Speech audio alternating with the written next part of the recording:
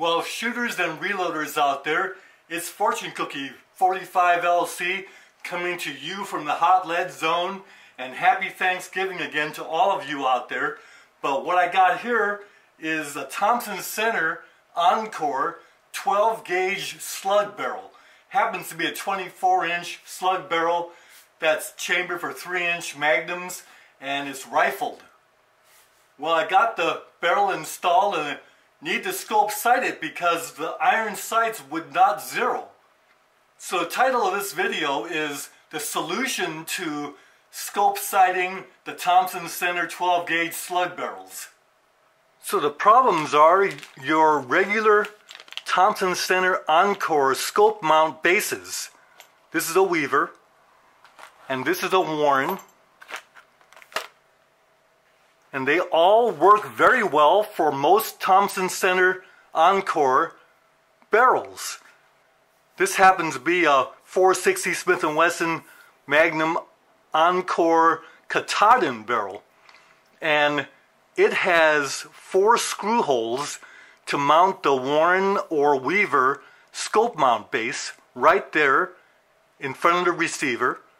Works real well, but the reason why that works real well is those screw holes have plenty of steel to go in there because the chamber is plenty thick to allow those screw holes to be there.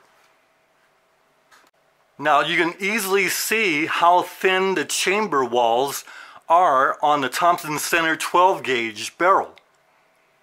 Because it's so thin there, they can't put any mounting holes in the chamber area. So what Thompson Center did was they moved all the screw holes up here. And there's actually 2 sets of screw holes in the normal spacing for the Thompson Center mounts that go back here, along with an extra set of screw holes right about there. So I could take this scope mount base that normally would go back here, I could go ahead and mount it up here, and then put a scout scope on here with a longer eye relief, and that would work. But suppose you didn't want that. So how would you then go ahead and scope sight the barrel in the normal position? Same with the Warren. If you mounted it there, you could put a scout scope on there, but you couldn't put a normal scope position on there. And you could do split rings with an extension ring here and probably get a scope set back here, but the split rings are not a normal solution for us anyway. And Midway USA doesn't carry any mount that has an extension on there. So what I did was I gave Thompson Center a call on their customer support.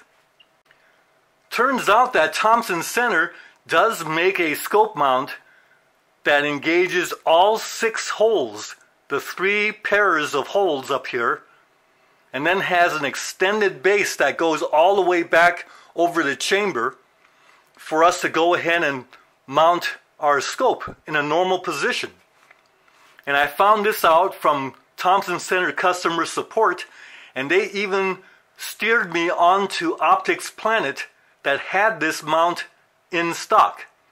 And so I placed an order and got the mount, put the 6 screws in, and then went ahead and was able to mount the scope normally.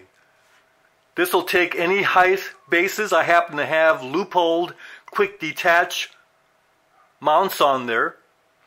And yes, I'm using a Simmons 4-power scope, and let's see if we can break this scope with the 12 gauge recoil. And if it does, well, I'll go ahead and take this scope off and put something else on there.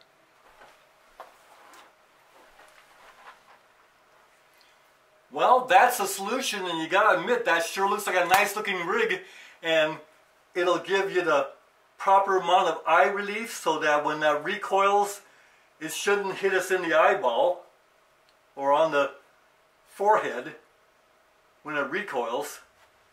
So that looks like it's a pretty good setup, pretty good rig there.